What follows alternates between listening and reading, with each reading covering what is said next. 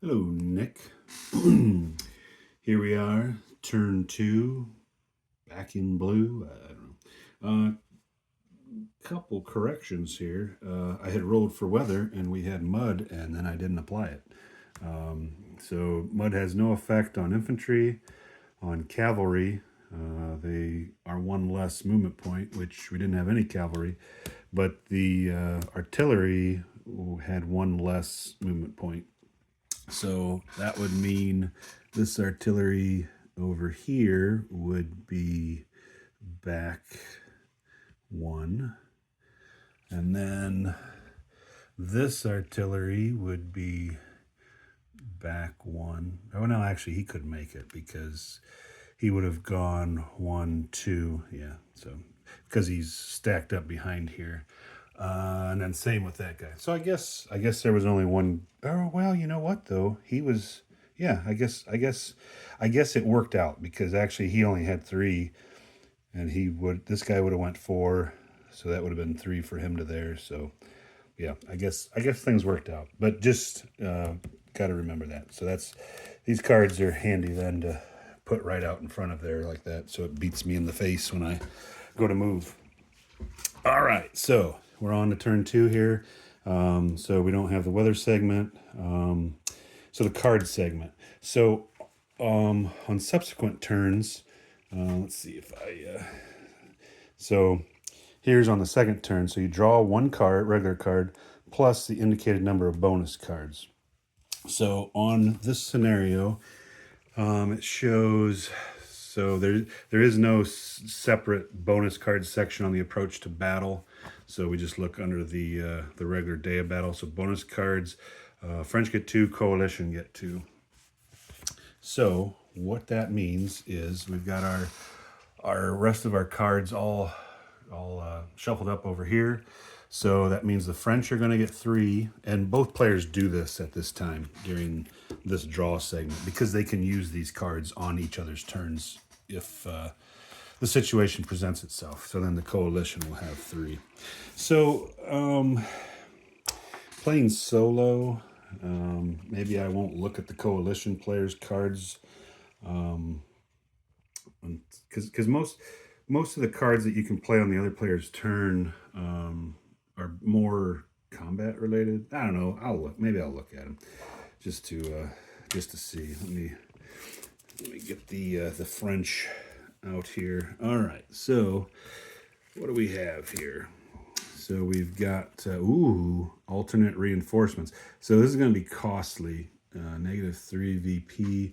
Do we have alternate reinforcements? So we do. So we've got alternate reinforcements 1, that, and then we've got Augereau as the second.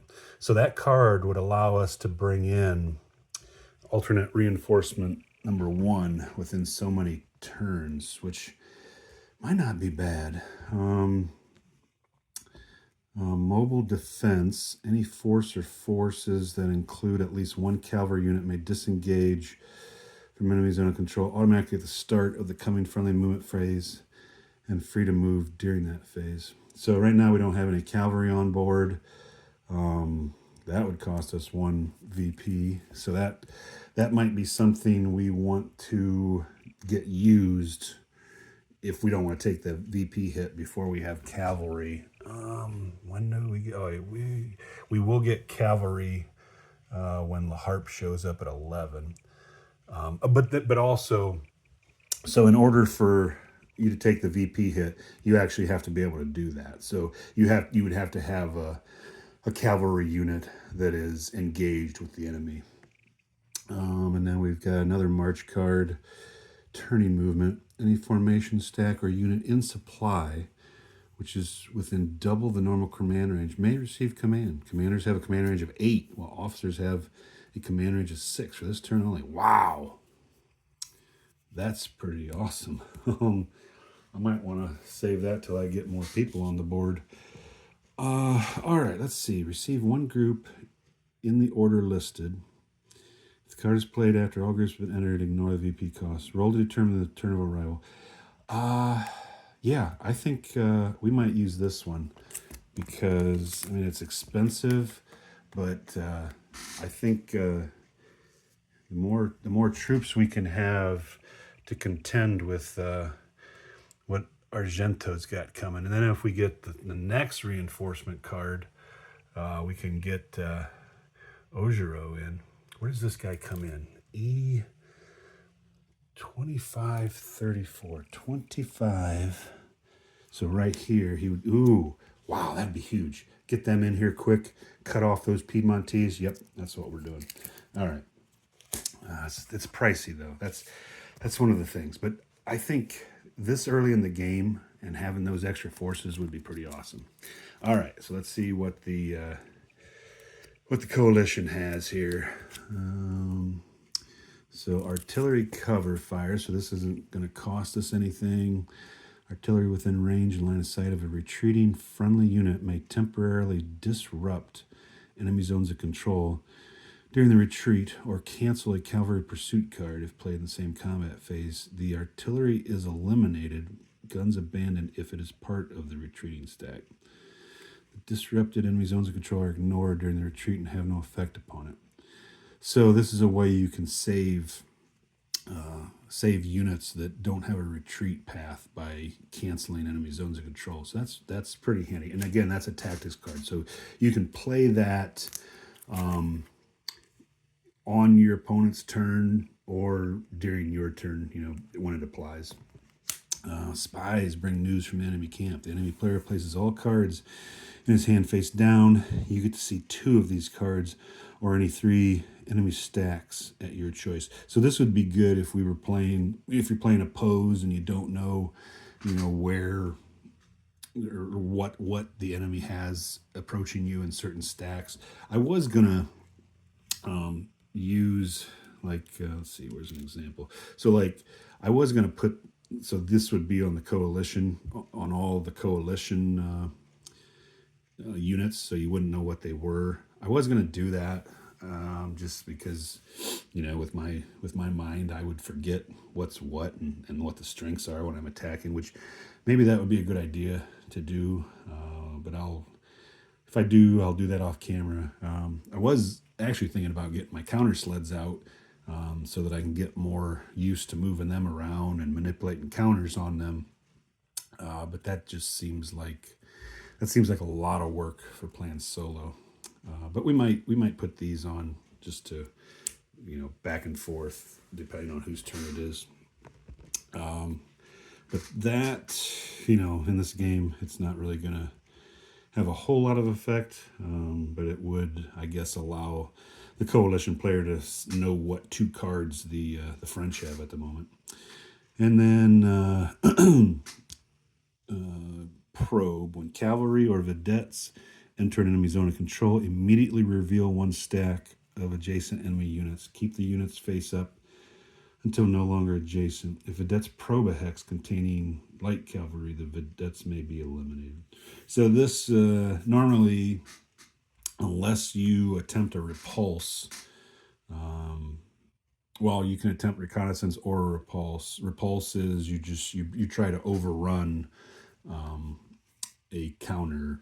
You don't know what it is, but you just are like, I'm going to go right through you. And if you're 5-1 odds, boom, they have to retreat. If not, then you're going to get a negative during the combat phase. Or you can go up next to them and you can declare you're doing reconnaissance, which there is a table, if I can find it here. So yeah, right here. Reconnaissance. So you look at, here's you, what you've moved next to them, and then here the non-phasing player has this, and then you cross-reference and see what happens. It could be no effect. Could be you reveal the stack, or if the vedette, it could be eliminated. It's depending on what you put there, it's risky. I don't think in our games we've even thought to do that, but things to keep in mind. All right, so nothing really here that the coalition player is going to care about doing during the French turn. So the French will. All right, so that was the card segment. When does so I think, yeah, so then the French player would play that, and I will have to find those units. Let me pause here. I'll be right back. All right, so there's those 2 units. So these are second corps units. So we will have probably command and supply issues possibly with them, because they're not going to have a leader on board ever.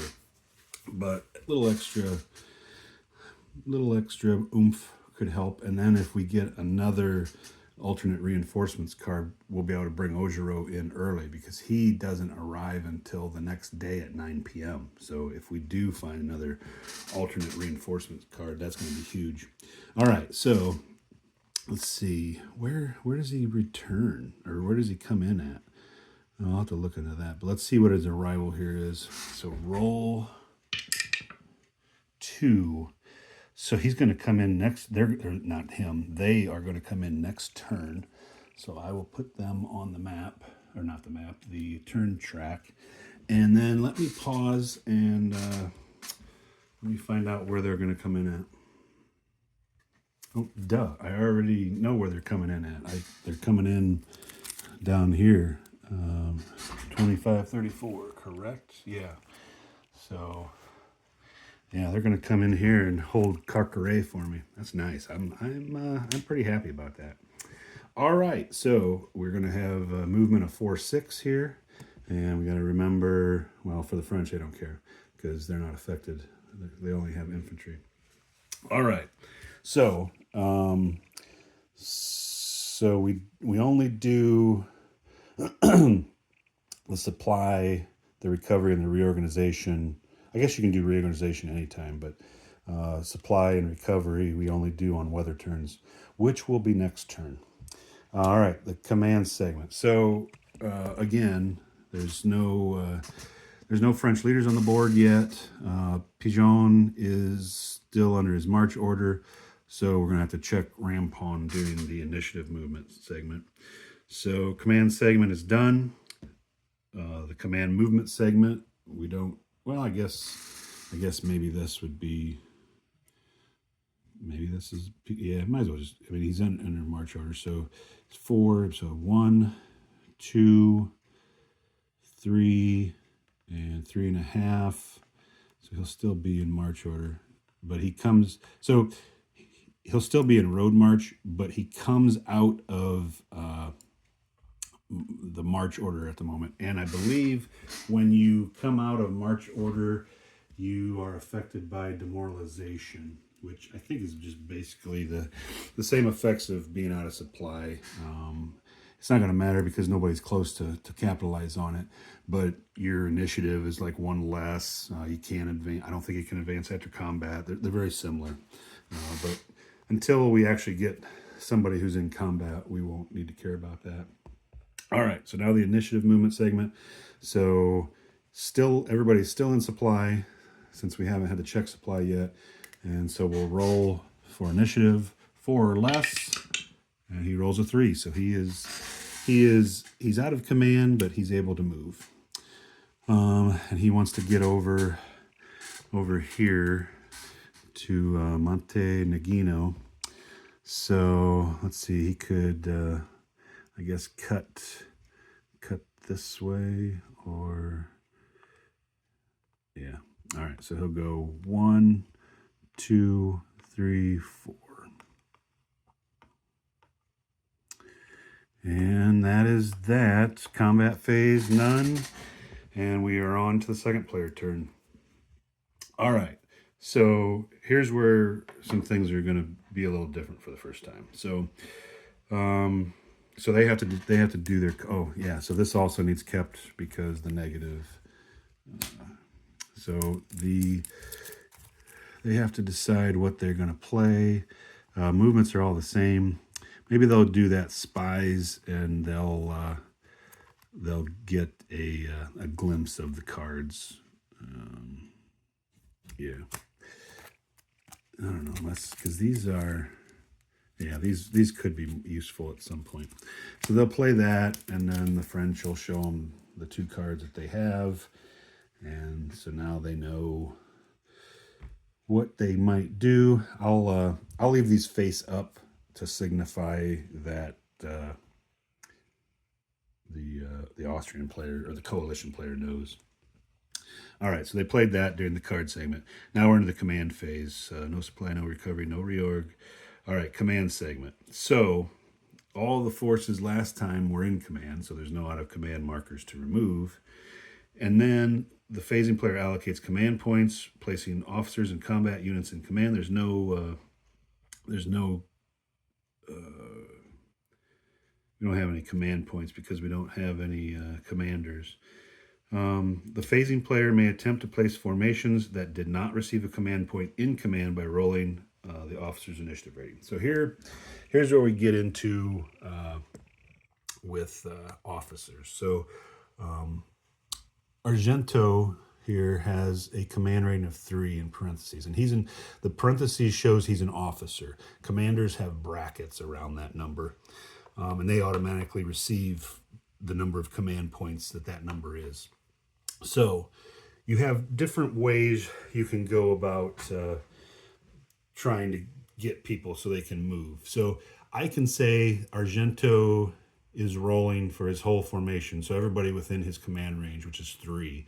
So both of these would be in command range. And if I roll 3 or less, then they'd all be in command. If he fails that, then everybody's out of command and these guys can't move. I could say, I could declare, like, for some reason, you know, the 2nd artillery is not going to be part of him being put into command. Then he could make his roll. If he's successful or not, it doesn't affect the 2nd. The 2nd would roll initiative on its own. However, it would be considered out of command. If you have and you might wonder, like, why the heck would you ever want to do that? Maybe if you have a leader who's a 2 or a 1, and you've got, you know, like these guys would be 50% of the time, you know, they'd normally make it. But maybe you've got a guy who's a 4 initiative rating, and you've got a leader that's a 2 or a 1, and you really, you know, it's better, you know, when your officer can activate your whole formation, but maybe there's something you really need to work, and so you want certain units to try initiative on their own, so that you know, they don't get screwed because of a leader's poor rating. You can also, if you have a stack of units, you can roll, like if they're not within range of a leader, or if you don't want the leader to use whatever the leader going into command, you can try, so you can either roll for them individually, or you can designate one of the units to make the roll for the whole stack, and then that would success or failure, it would affect the whole stack. So we're going to go ahead, we're going to say Argento is going to roll for the whole formation and see what happens. So 3 or less, and he rolled a 6. So he is out of command, so we don't even have to worry about them this turn. So there will be no command movement because they're out of command. I guess I should mark, so their whole formation is out of command. I don't think that affects trains. Trains are basically always in command, and you can always move them if you want. But there's no need for that to move. All right, so all the rest of these guys, so they don't have an officer to put them in command, so they're all going to have to check. So they're all going to be considered out of command, but based on initiative, you know, they can move. That's kind of a concept I say wrong a lot of times, but it's basically if you don't have an officer or a commander to put you in command, you are out of command, but you still, you know, could move through your initiative. So maybe I should have foregone road march, and I should have kept them guys stacked together, and then I could have had this guy with the 4 initiative always roll for the whole stack. But I don't know, that guy's a 3, so he's about half the time. All right, so we'll start with this guy for his initiative roll. So this is the initiative movement segment. So we'll roll for him. He rolls a 2. He is in command. So he will go, or not in command, he's got initiative. See there, I did it already. So he goes 1, 2, 3, so I guess 4. So he's not able to get into Carcaré because this is whoops, because he would be 3.5 there, and that would cost another 1 because it's not a road, it's a trail. All right, so now we're gonna roll for. Oh, you can't even see what I'm talking about there. All right, so now we're gonna roll for the artillery. 2, he's got it. All right, so he only has 3 movement points because of the mud. 1, 2, 3, and I like to do it like when you got the people in road march. I like to leave that there so you know like where you started from in case you need to double check yourself. All right, so this guy over here. So this guy is going to be a toughie. So he's a 2. He's going to be troublesome. Oh, wow, and he rolled a 2. Great job, buddy. All right, so he's got 4 movement points. 1, 2, 3, 4.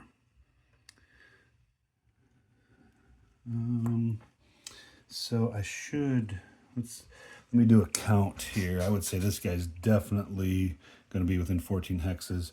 Here, down to these guys, 1, 2, 3, 4, 5, 6, 7, 8, 9, 10. Okay, so they're going to be out of supply. But well, yeah, I'll move that wagon here in a bit. We're gonna leave those guys there. This guy will go 1, 2, 3, and I think, yeah, he's gonna be affected by the mud because the optional rule where they I think they move as or no. I got baggage trains. Yeah, it doesn't. Do baggage trains? Do they move as cavalry? Where would that be? Trains. Here we go. Properties common to both trains.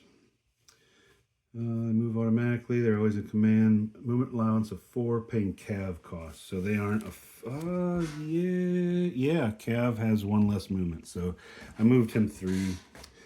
Let's see. So 1, 2, 3, 4, 5, 6, 7, 8, 9, 10. So that guy will be in supply. 1, 2, 3, 4, 5, 6, 7, 8, 9, 10, 11, 12, 13. That guy will be in supply. I have a feeling this guy will not be. And one thing with, so like, these rivers, you can only pass them at bridges.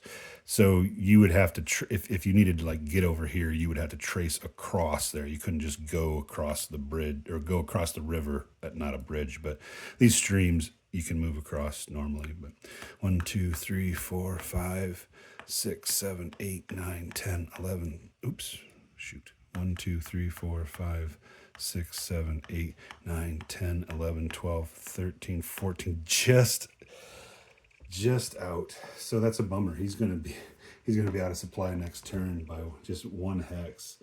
And then he'll be out of, I think he's out of supply till the next turn. I don't know if they automatically come back in. All right. So now these guys. So we got what, 4, 4, 3. So let's go down the line for these guys.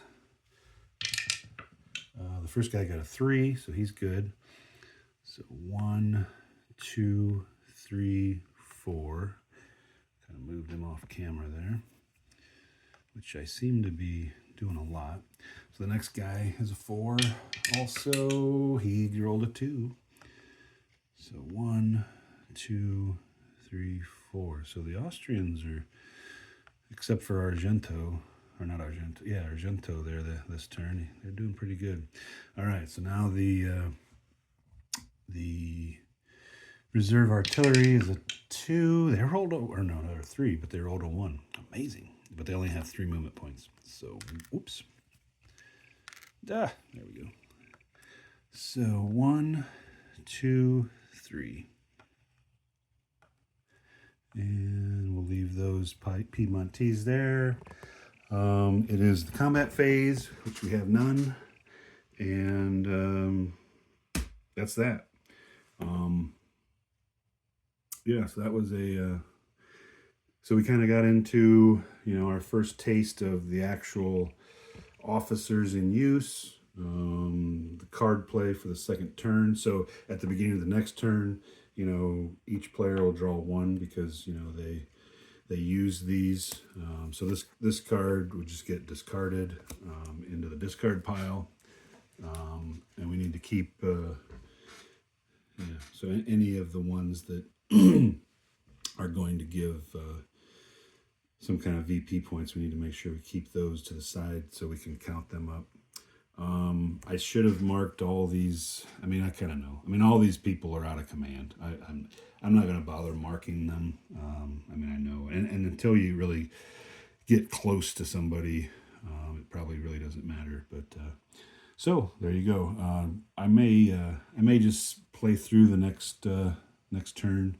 And then we'll have, actually, yeah. I mean, I got those reinforcements are going to be coming on, but I don't, we might have a battle. We'll see. I may break in the middle of a turn, and so we can see like a battle or something. All right. And we're gonna each player will draw a card next turn to replace the card they played for movement, and and it's going to be weather. So we'll have a weather turn. There's no mod for the 9 a.m. turn. And so maybe we'll break in at combat. I don't know if, I mean, you see in me just, I don't think there's really, until that combat, I don't think there's going to be anything new that matters. I think, when does demoralization, I think demoralization, remember Pigeon got out of his march order. I think you take that off at the end of your turn. Where is that at? Just to clarify, I don't want to lead someone astray. Let's see, demoralization.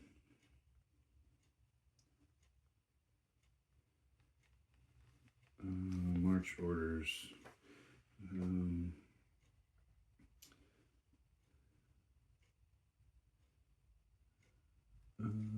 Players. When it comes out of a march order, is demoralized for the rest of the player turn. All right, so and that's when you come out of march order. So this guy he would have become undemoralized at the end of the French turn there, since he had come out of march order.